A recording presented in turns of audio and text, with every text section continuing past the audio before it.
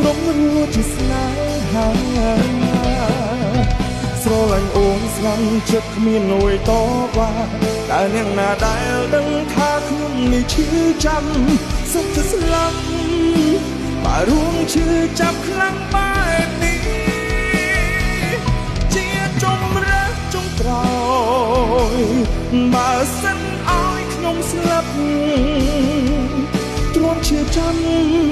ខ្ញុំជឿស្លាប់ប្រសើរជាងរួងនៅ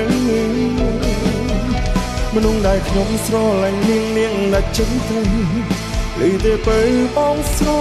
ឡាញ់អូននឹងមិនបដូរឈ្មោះ